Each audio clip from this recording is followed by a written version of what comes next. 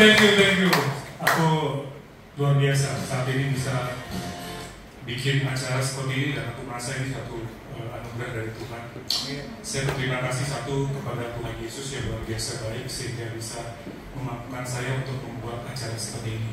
Dan yang kedua adalah saya mau berterima kasih semua untuk tim saya, CH Academy. Saya apresiasi sebesar-besarnya buat teman-teman yang udah berkontribusi dan membuat acara ini bisa berlangsung dengan baik.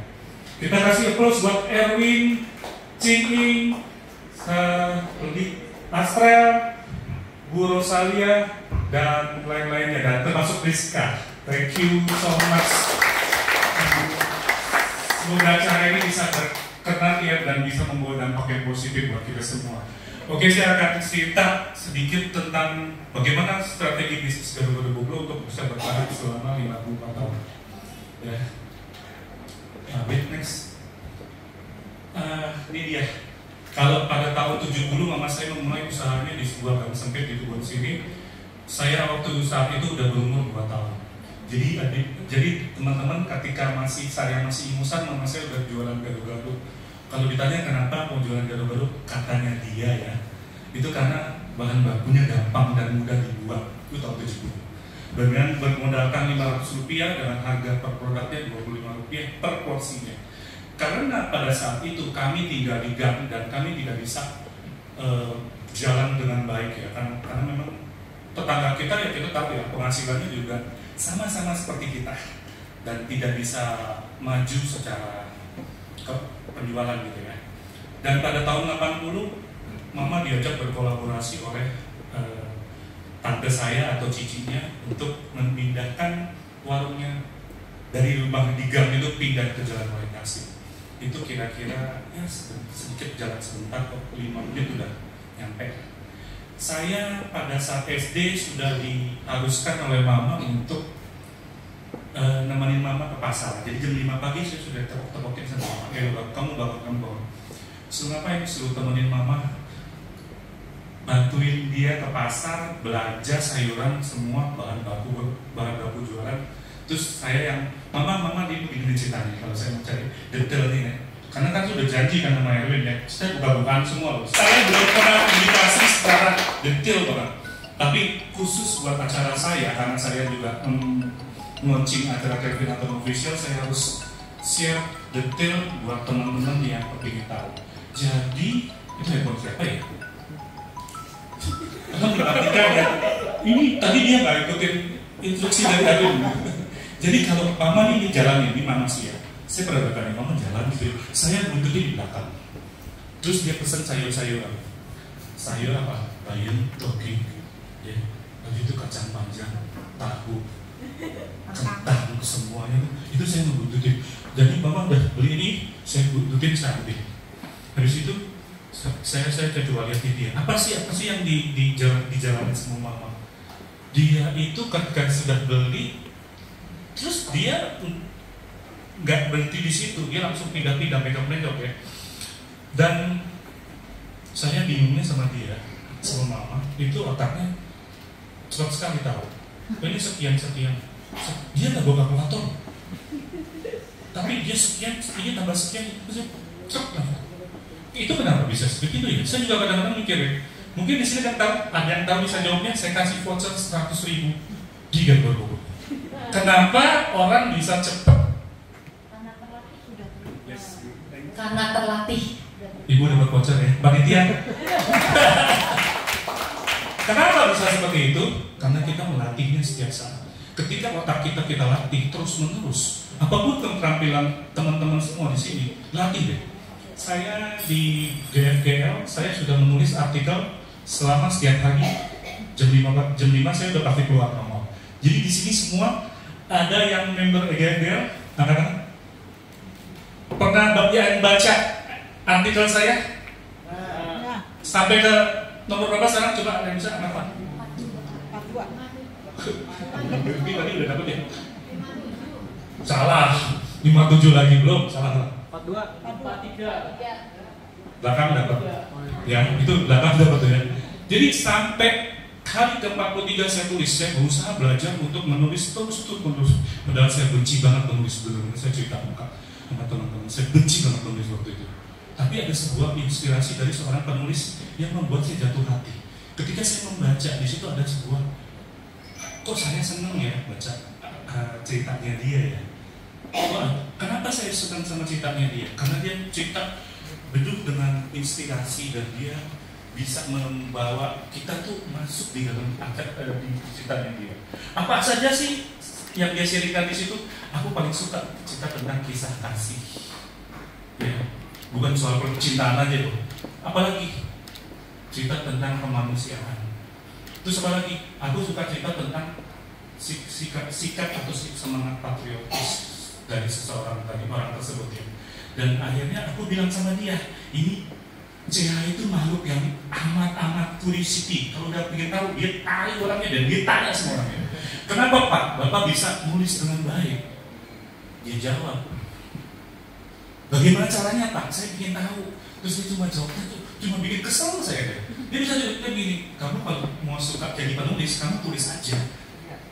Tulis aja. Cuma gitu dong jawabnya. Kesel banget, kayaknya gak mau jawab banget pertanyaan saya. Saya belajar. Bener Pak, nulis. Iya, kamu tulis aja.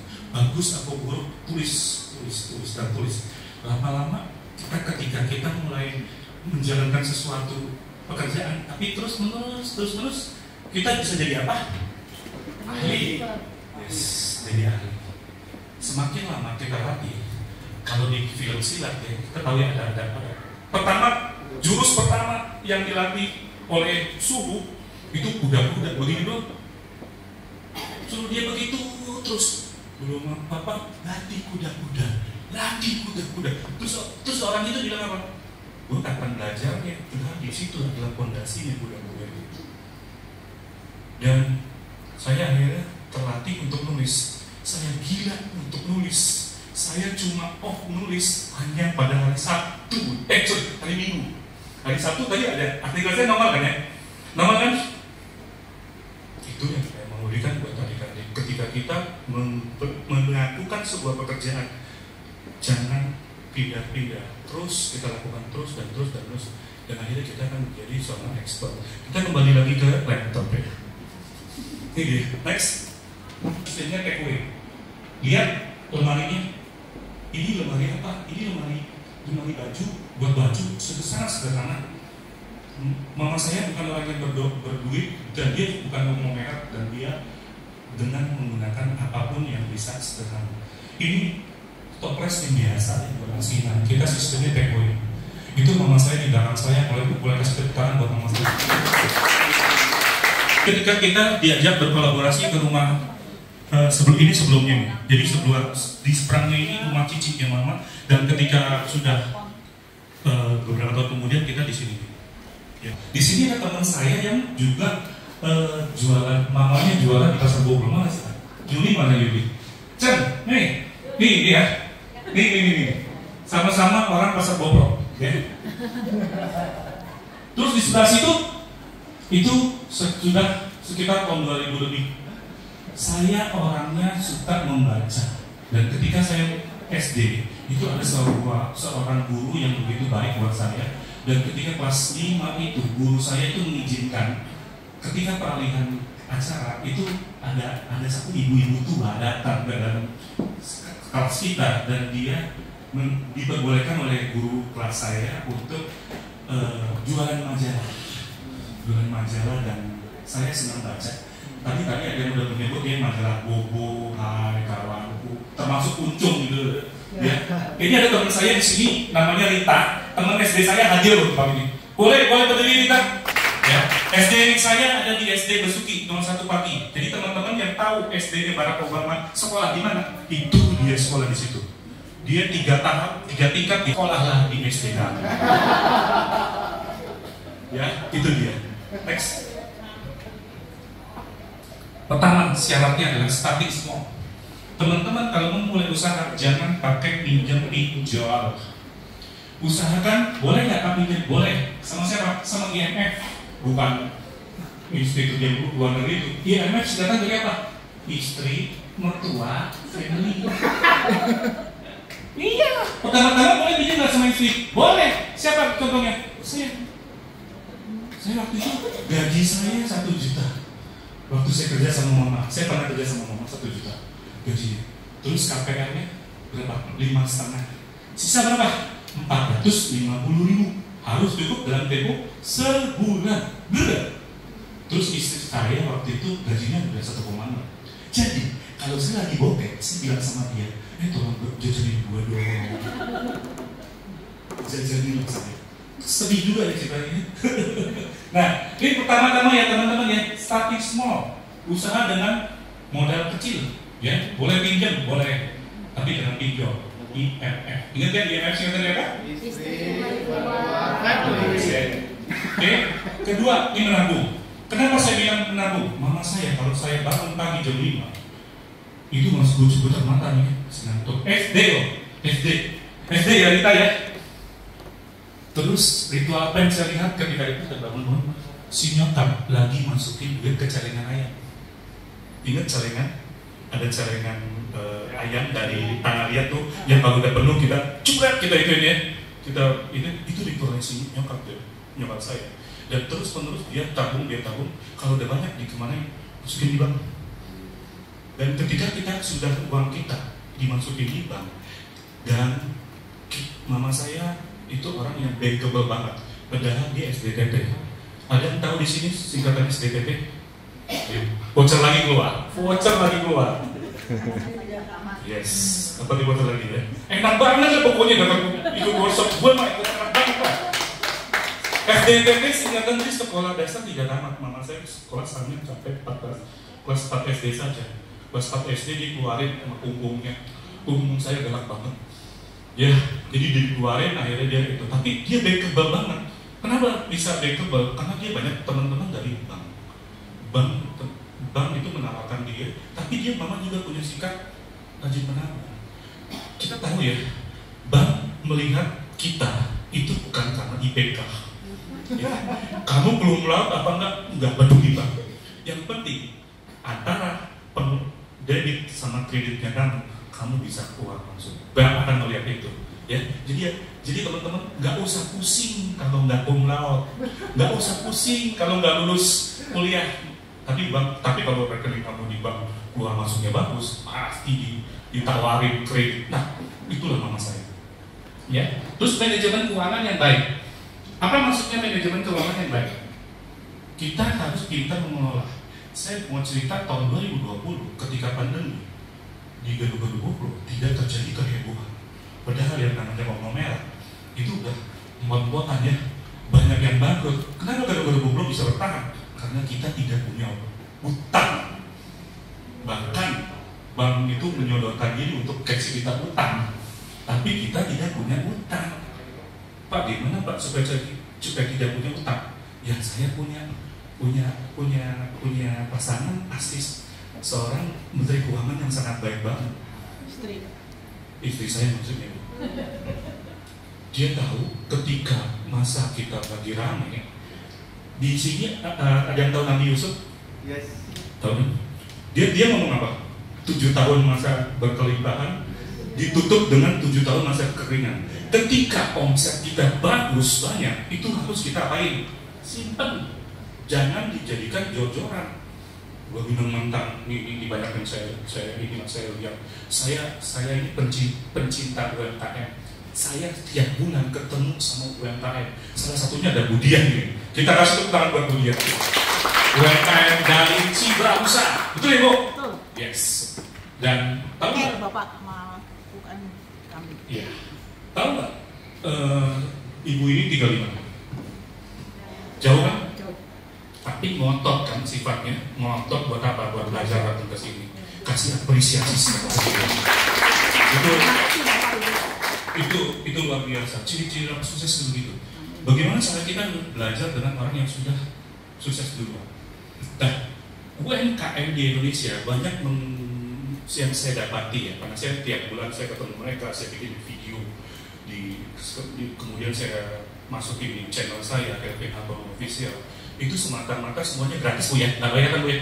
Bener ya? Betul. Gratis ya? Gratis. Tis. Kenapa saya dapatin begitu? Kenapa UMKM di Indonesia kurang bisa bertumbuh? Karena mereka tidak bisa mengatur keuangannya mereka, dan mereka tidak mengetahui yang mana pendapatan untuk usahanya, yang mana pendapatan pribadinya. Betul betul. Harus dipisah-pisah, Pak. Yes, tapi banyak kan belum bisa. Belum. Nah, itu yang menjadi kendala. Ya, oke, next. Kedua, apalagi strategi? Yang kedua adalah pilihlah dengan menu sederhana atau merakyat. Jangan bikin menu yang kita sendiri nggak menguasai. Menunya apa? Ngomongnya aja susah. Ya. Kadang-kadang kita bikin menu yang kita bikin di awang-awang gitu, jangan terlalu tinggi. Ya, ngomongnya aja susah. Ingat loh, kalau kita menyebut nama brand aja susah, terus akankah kita terpilih ketika orang itu mau beli produk kita? No.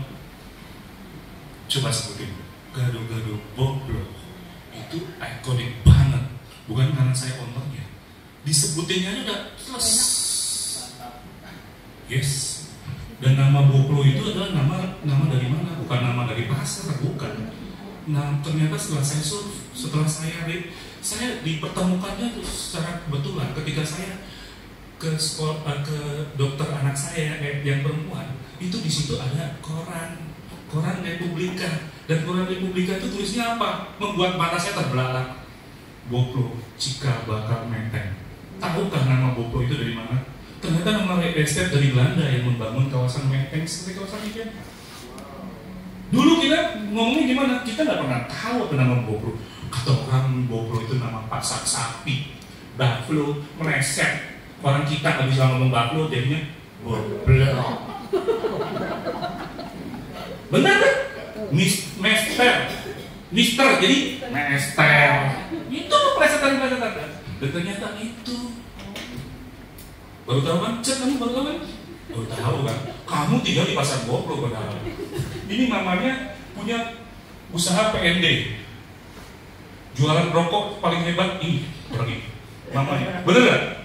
Iya, rokok kamu jangan aku tahu. Sampai dikasih mobil sama jarum, Coca-Cola dan sebagainya. Itu PND paling top, namanya toko apa? Sinar Agung. Ya, saya tahunya mamanya Acen, namanya Yatim. Ya, itu masih family sama kita. Oke, next. 3.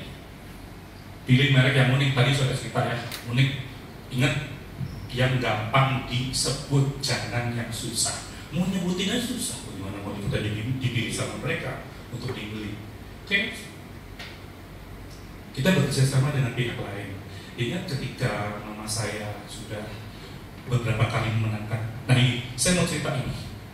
Tahun 21 April 1994, kita tahu 21 April kita memperingati hari apa? Kartini. Ya ini, saya nggak ada apa-apa hari ini. Karena tahu semua. Ini Kartini ya. Tapi waktu itu mama ikutan lomba Gado-Gado Jabodetabek. Terus mama saya mengatakan, saya sudah pesimis ibu bapak, mama saya tidak mungkin menang. Saya dipikir orangnya tadi curious ini ya. Ketika ada juri lagi nulis, itu saya ngerti loh. Saya berani ngerti loh. Berapa sih kalau nilai mama saya? Berapa sih kira-kira bakalan bagus nggak sih? Tapi saya pesimis kok. Mama saya nggak mungkin menang. Kenapa saya bilang begitu? Mama saya kalau waktu pada saat penataannya itu jelek banget. Pakai kantong plastik. Pakai kantong plastik bu. Yang lain keren. Kalau mari display keren banget. Aduh, pas dia bilang. Akhirnya mama saya kan udah selesai mulai. Kemudian dia bilang sama saya, udah, diam. Gue lapar. Jadi mama ingin cari makan, silakan. Mama pergi, saya nongkrong duduk di trotoar untuk mendengarkan apa? Mendengarkan pengumuman pemenangan. Juara ketiga disebutin. Saya bukan. Juara kedua. Tambah lemes lagi. Aduh, udah gue pulang aja lah. Menang. Tapi saya terkejut ketika disebutkan juara pertama. Di situ mama saya disebut. Kasih tepuk tangan.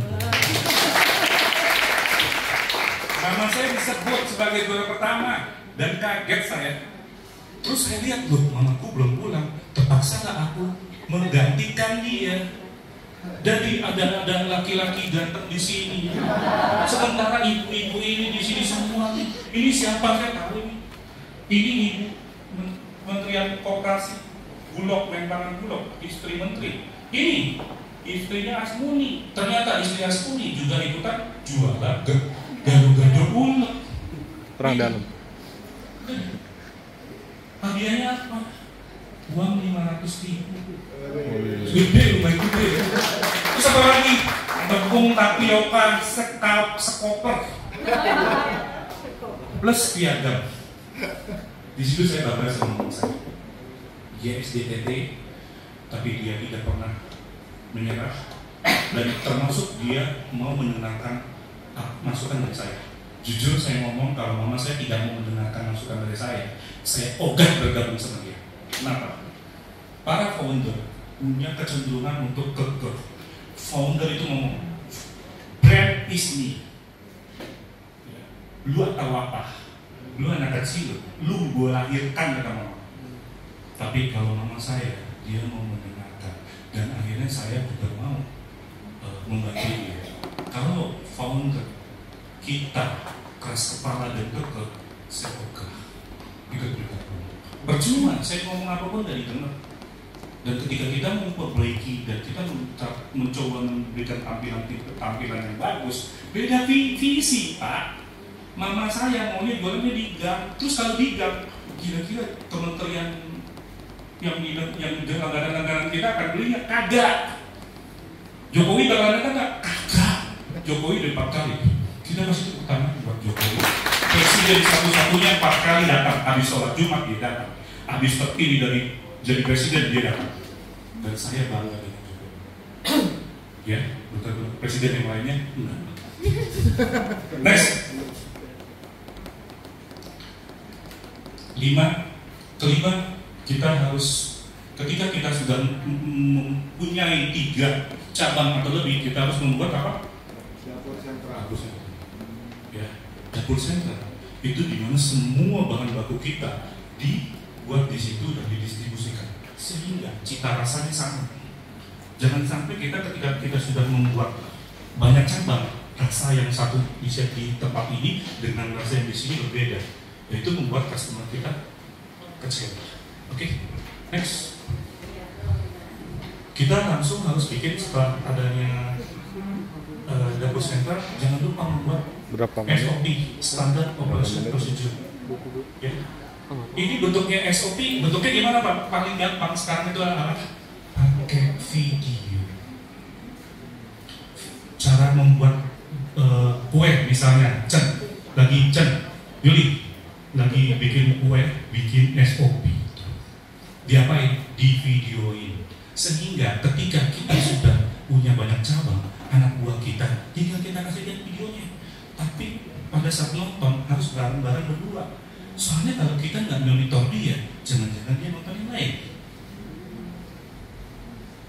Duduklah bareng-bareng dengan karyawan kita untuk kita lihat apakah dia menonton SOP dengan baik. Setelah SOP berulang-ulang kita ngomong sama dia, kita putar sama dia, lalu kita tes sama dia, kita tes dia. Yuk sekarang kamu sudah nonton ya, sekarang kamu buat sendiri tanpa nonton. Cek, udah bagus belum? Udah bagus, berarti SOP kita sudah jelas dan udah efektif. Oke, next.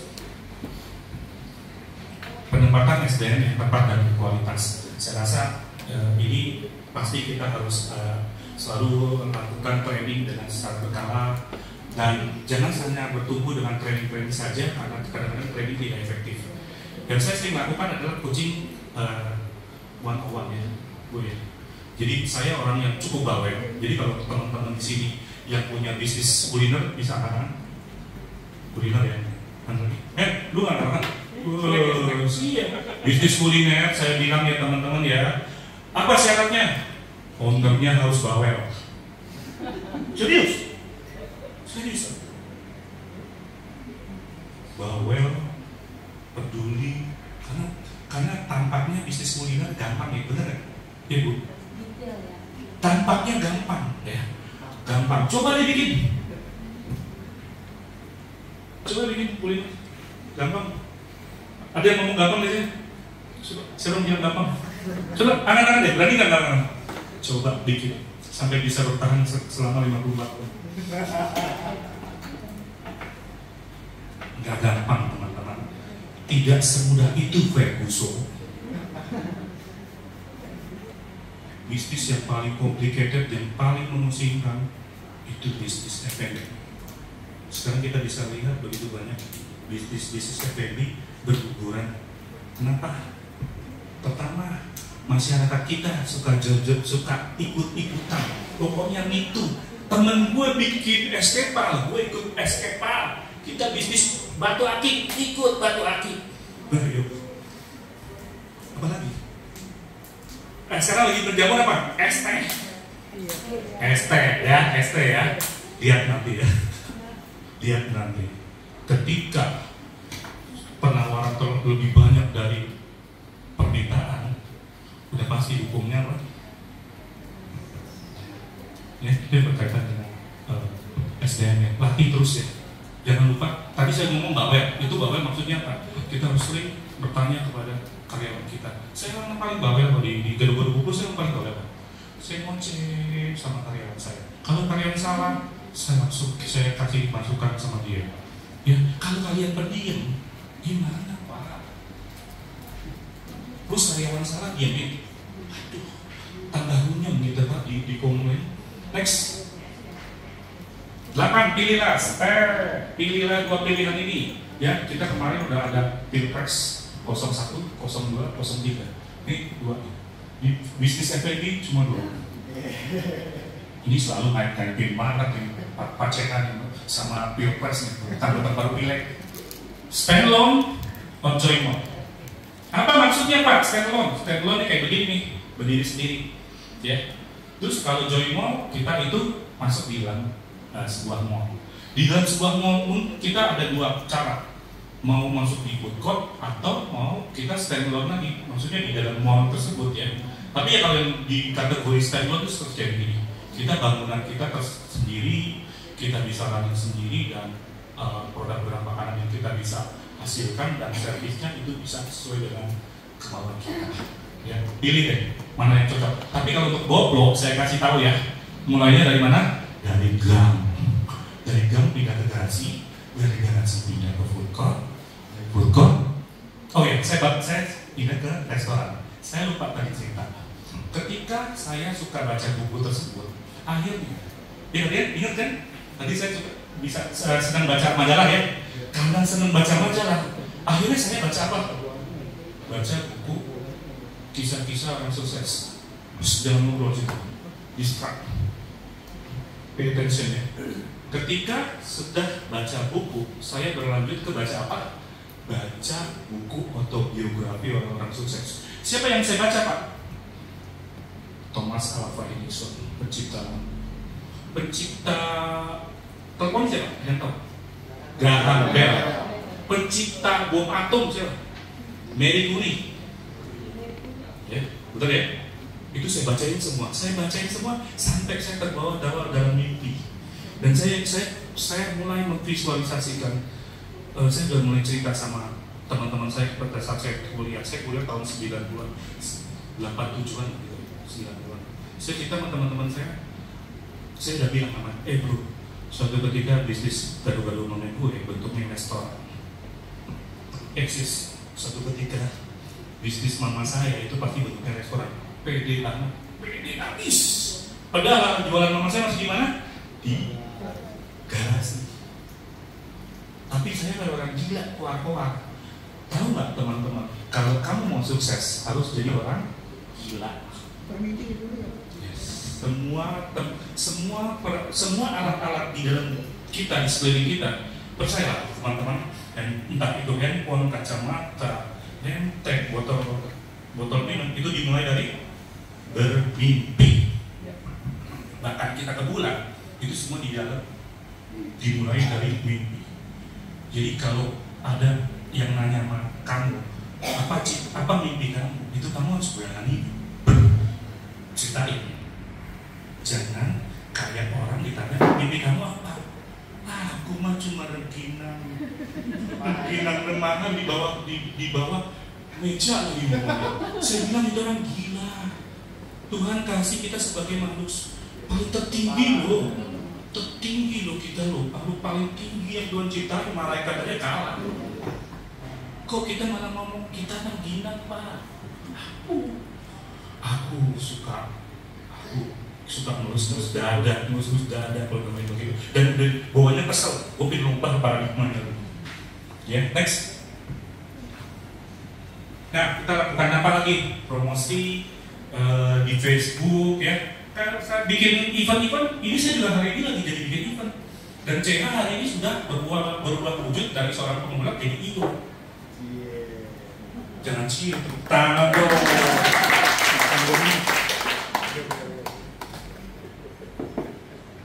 Ya, saya pernah bantuin Smart FM. Smart FM perlu venue untuk kerjasama, untuk perlu buat acara dia saya kasih langsung. Saya punya guru namanya Tung Desem Morimbi. Tung Desem itu selalu mengajarkan apa? Buat orang lain beli dulu, maka kita akan beli. Maksudnya gimana Pak? Bantu orang lain dulu. Dan ketika kita telah membantu orang lain, maka suatu ketika orang lain, entah dia atau siapapun, akan membantu saya, membantu kita gitu. Saya terkejut loh. Waktu itu saya beberapa tahun yang lalu saya sudah cerita sama teman-teman ya. Saya kepingin banget punya workshop. Saya kepingin banget punya sekolah. Sekolah apa? Sekolah untuk membantu UMKM. Saya paling gergetan kalau menyimak UMKM yang ketika saya masih tinggal di gang dan sekarang saya di sini, bukan bermaksud sombong, itu saya lihat dia dengan kondisi yang sama, jualannya sama, usahanya begitu, cabangnya cuma satu, dan dia jualan di Amigos, alias singkatan agak pinggir got sedikit. Saya melihat seperti itu, hati saya tuh paling gergetan. Benar, saya jujur saya ngomong kepada teman-teman semua. Kalau melihat kita dengan waktu yang sama kita berjuang tahun 70-an, 80-an, kita masih tinggal di gang. Sekarang udah 2024 dan UMKM itu masih belum bertumbuh, saya gergetan banget itu. Gergetan gimana? Bukan saya benci sama orangnya. Saya kepingin banget dia bertransformasi menuju level yang lebih tinggi. Makanya saya bantu UMKM itu di sini. Itu saya jual juga. Salah satunya di sini ada satu ibu yang jual fish skin alias kulit ikan salmon. Kita kasih tepuk tangan buat Ibu Mega. Ini Ibu Mega bukan Ibu Megawati PDI ya. Bisa berdiri Bu? Ya. Jadi saya bantu terus. Saya tidak hanya sekedar untuk berjualan, tapi kalau teman-teman UMKM yang mau minta tolong, minta share dengan bantuan saya dengan senang hati saya bisa bantu. Ya. Next. Oh ya, saya cerita Smart FM dulu ya. Smart FM ada satu cerita yang luar biasa. Saya kasih tempat dia untuk talk show, dan pada saat tayangan pertama Bu Oki, apa yang terjadi? Saya bisa bilang, aduh Tuhan, Kau sungguh baik. Tayangan pertama Smart FM di Purwokerto, Tuhan kirimin saya Bu Oki, Direktur Utama Kompas Gramedia. Bayangin, coba baru ngomongin pertama kali. Itu yang dikirim Tuhan siapa? Direktur Utama Kompas Gramedia duduk di sebelah saya, ngobrol sebentar, setengah jam. Dia bilang apa? Pak Kelvin, mau nggak saya kenalin sama Meridiana?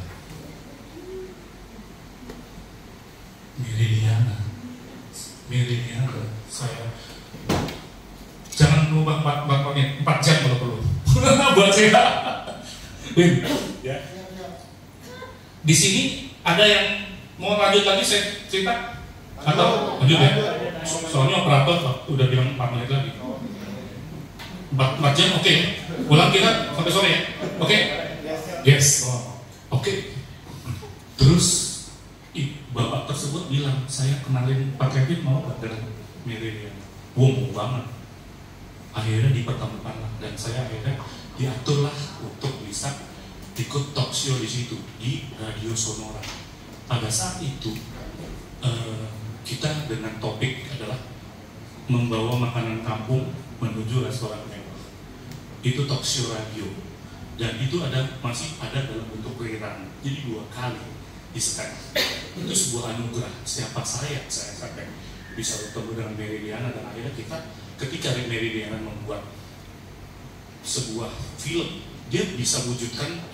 Dia punya buku namanya Mimpi $1 Juta, dan aku sudah baca buku-bukunya. Dia udah katam, seperti yang maksudnya katamnya, paham aku ceritanya, dan aku bisa berjumpa sama dia, bisa talk show bareng, bisa ngobrol bareng sama dia, dan akhirnya ketika itu kisahnya dia difilmkan dari sebuah film Mimpi $1 Juta, dan kita semua orang-orang yang dia pernah undang, kita bisa ikut dalam primernya dia.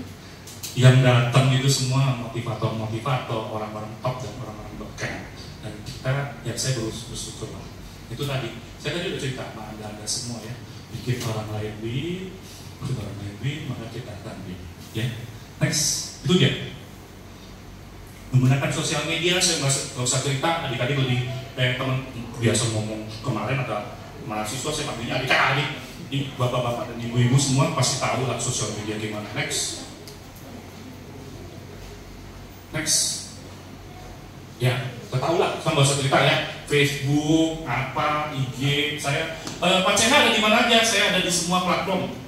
Facebook, IG, TikTok, YouTube, pokoknya semua masuk. WA, apalagi narsis banget komunikasi. Semua tuh ada di situ deh. Jadi buat teman-teman di sini, kalau menurut saya gunakanlah sosial media dengan baik dan jangan punya pemikiran kita narsis ya, tapi semua, kalau saya boleh cerita, tim saya yang saya dapatkan saat ini semua adalah berasal dari sosial media. Ya, Erwin, kita kenalan di mana? Sosial media. Apa sebut namanya? Facebook. Nah, betul nggak Bu? Terus apa lagi? Jiri, ini namanya Jiri. Saat kita berdua ketemu di mana?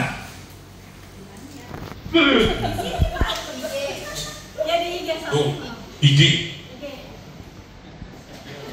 So powerful. Siapa lagi itu? Bahkan Hendy. Nah ini ketua partai orang-orang yang jomblo yang 14 juta. Dan kita juga mesti nginep di hotel juga. Di hotel ya kita 18 juta lah. Istri setuju nggak? Kagak. Bikin acara ini dia setuju gak? Kagak. Bikin buku setuju gak? Kagak. Tapi cewek orang gila, biarin aja, gak setuju. Saya gak mau lawan, biarin aja. Kenapa? Dia kenapa gak setuju? Karena dia belum tahu manfaatnya. Jadi biarin aja. Ketimbang kita frontal, kita berantem. Adakah berkah ketika kita berantem? Enggak. Berarti bikin buku, dia nggak setuju. Biayanya berapa? 50 juta. 1000 buku, satunya 50.000. 50 juta. Dia setuju nggak? Kagak. CH jalan nggak? Jalan. Nggak peduli. Terus gimana caranya Pak? Itu pakai duit siapa? Ini mikir terus kepalanya. 50 juta. Kalau keluarin duit sendiri, itu pasti mahal Pak. Ya. Saya putar otak, karena saya punya networking. Akhirnya saya bilang sama teman-teman saya bilang, lu mau pasang iklan dari buku gua? Sih. Dan jadilah kita pasang iklan di situ. Akibatnya apa? Akibatnya saya cuma keluar separuh aja begini. Dan sesudah itu berhasil. Dan sekarang istri saya mendukung. Dan itu yang saya mau sampaikan ketika ada orang yang belum ngerti kita punya pandangan atau punya impian, biarin aja. Kadang-kadang orang-orang terdekat kita itu yang menjadi batu sandungan kita. Tapi sepertilah kayak Prabowo dinilai 5, kinerjanya diam aja. Bahkan saya belajar sesuatu hal ketika Prabowo dicaci maki dan difitnah dan zombie, diam aja. Ingat, suatu ketika kebenaran itu akan muncul sendirinya. Dan ketika kita bisa membalikan sebuah paradigma dari yang buruk menuju yang baik, orang-orang pasti akan berbalik ke kita. Berarti dulu jujur saya ngomong, saya benci banget sama Bobo. Benci banget.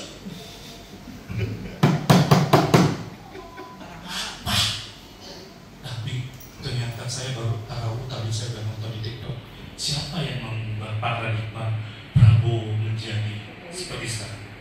Saya tahu Jokowi. Siapa Jokowi? Saya. Ini. Jokowi is the great master of politik Indonesia. Dia yang bisa merubah semua dari gak bagus menjadi bagus. Tapi saya bukan promosi ini ya, pilpres ya, kan udah lewat. Oke, next. Nah, ini saya rasa tidak usah pakai strategi kayak gini ya. Saya mau cerita dikit kenapa bisa customer kita bisa puluhan tahun bisa datang lagi ke GoPro dan datang lagi, itu ada akibat perbuatan mama saya. Mungkin Bu Mega tahu ya, orang-orang yang sering datang ke GoPro mungkin pernah lihat mama saya. Itu kalau hari biasa dia goreng pisang goreng, bikin kolak, asinan sayur dan sebagainya. Pasti udah pernah lihat mama saya bikin begitu? Angkat. Kok dia doang sih? Lah kan saya di sini. Ya mama saya lakukan itu. Terus dia setelah dia bikin seperti itu, dia bagikan secara gratis. Coba kalau kita jadi customer ya, kita beli makanan, terus dikasih disediakan sesuatu sama ownernya, rasanya gimana? Makasih Pak. Senang. Seneng dong. Senang dong. Berkesan ya? Berkesan nggak? Bintang 5 gitu kan? Yang jualan gado-gado di Jakarta banyak kan? Banyak.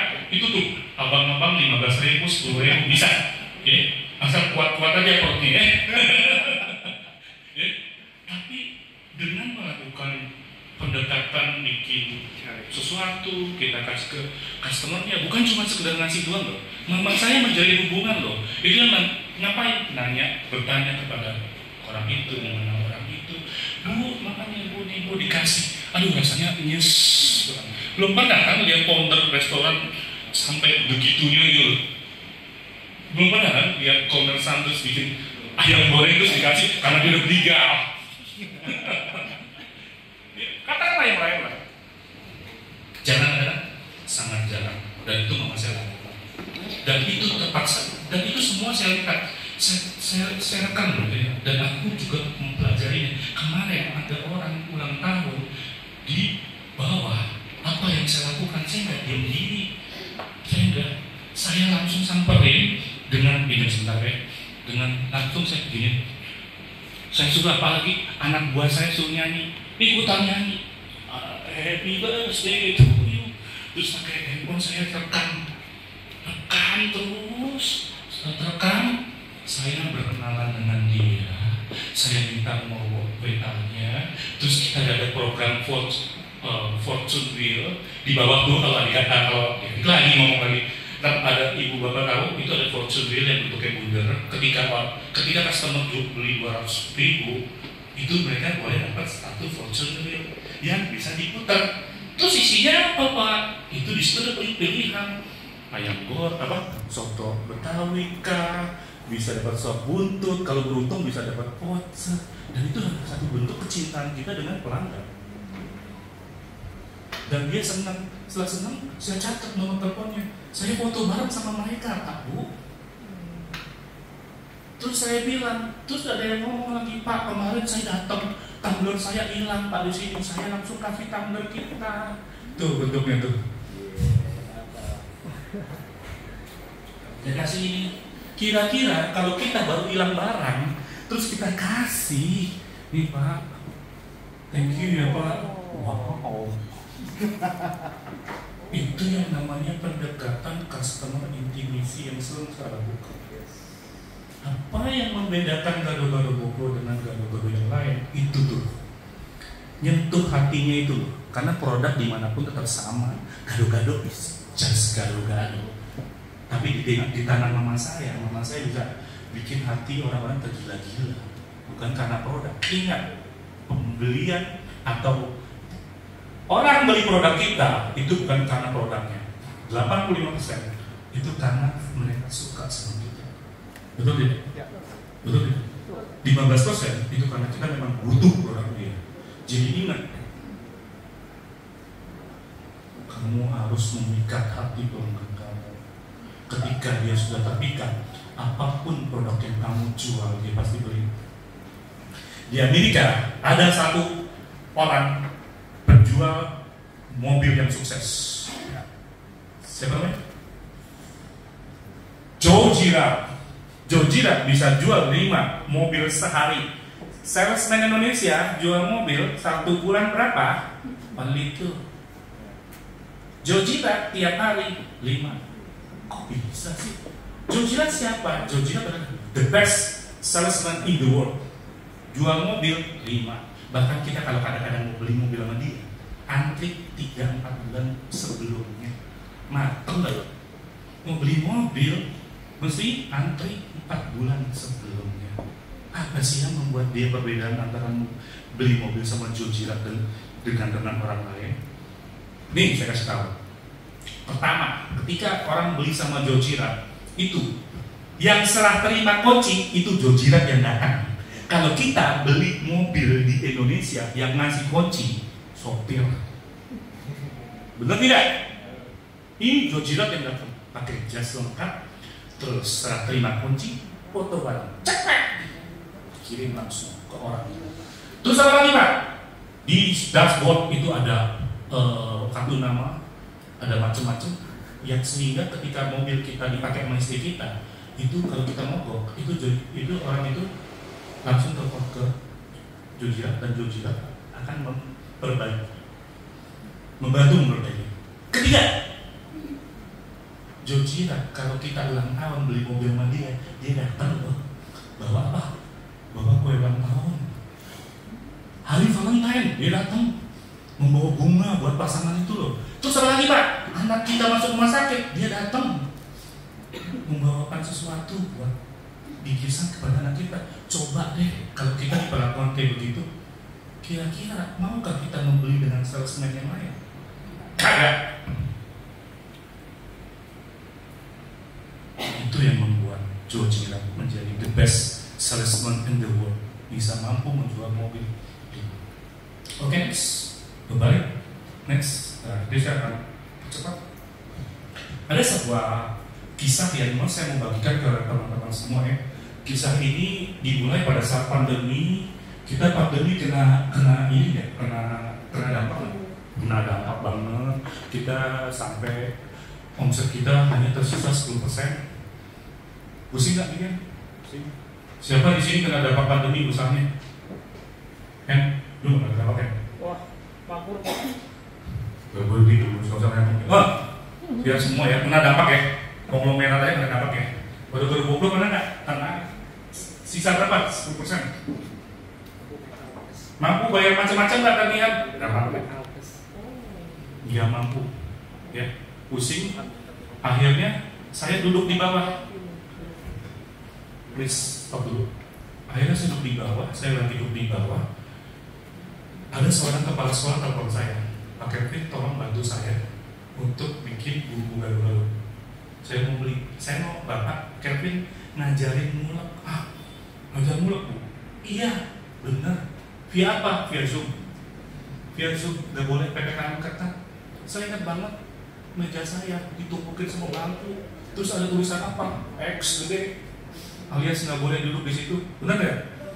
Ibu itu ngomong, Pak, boleh nggak saya beli bumbu sama Bapak? Wah, ngomong masalah bumbu saat itu saya udah bilang, aduh gawat deh, ini urusannya matang nih. Mama saya dan istri saya nggak setuju dengan adanya ide menjual bumbu. Kenapa? Takut disalahgunakan. Tapi dengan kadang-kadang kita membangun ketakutan kita setinggi langit sehingga kita tidak bisa melihat sebuah peluang.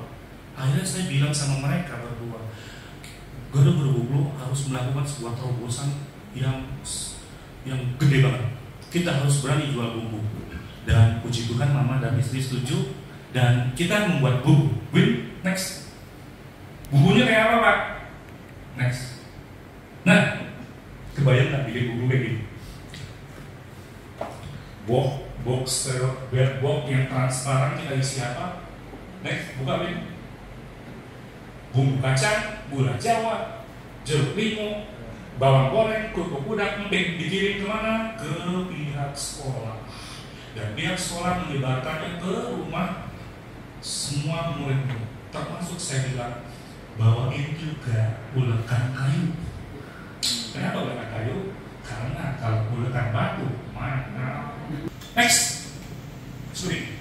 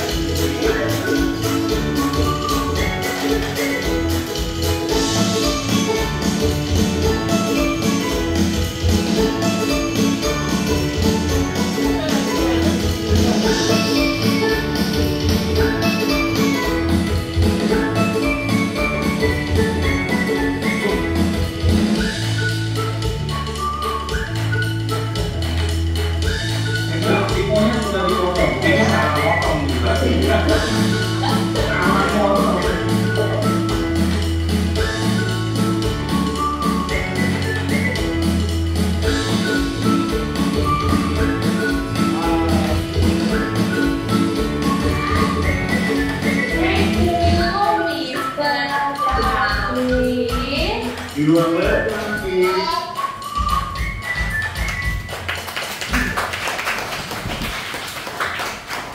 Selesai acara itu aku bersyukur banget.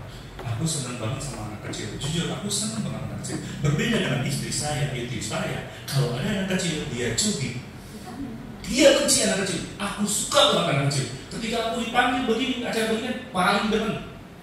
Aku sesudah acara ini aku pernah datang ke sekolah itu dan aku dikubutin sama mereka. Aduh, tadi kemarin pun sebelum acara ini saya telepon lagi sama itu. Pak Kevin, orang-orang dari sekolah itu bilang, kami merindukan Bapak. Kenapa? Saya mau bikin acara lagi dengan the next episode yang lebih bagus itu. Dan saya suka dengan mereka. Ketika saya memberikan sebuah inspirasi dengan mereka, saya tahu kalau mereka dewasa, mereka akan beli. Memang sekarang mereka masih anak kecil, dan saya nanti kalau mereka dewasa, mereka pasti ingat ada seorang tukang mulak yang memberikan inspirasi, memberikan semangat, membawa sebuah perubahan dampak positif kepada dia, dan dia belinya ke GoPro pasti. Next. Nah ini foto bukan saya buat, ini foto reseller saya di luar negeri. Dia beli sendiri produknya, dia foto, dia posting, udah enak banget dan saya dia bikin begini. Dia bilang produk GoPro bisa menciptakan 32 jenis makanan. Wow, apa aja Pak? Toprak, apa lagi? Somai, apa lagi? Wah, pokoknya kepala saya punya, pokoknya bisa 30 itu saja. Saya baru tahu dari customer kami. Ya, oke. Nah nih, kalau melihat gini, gimana rasanya? Mantap ya. Oke, next. Ah, ini dia guru-guru dari Popeye di Kelapa Gading. Ini adalah inspirator saya untuk menciptakan ini. Dan ketika foto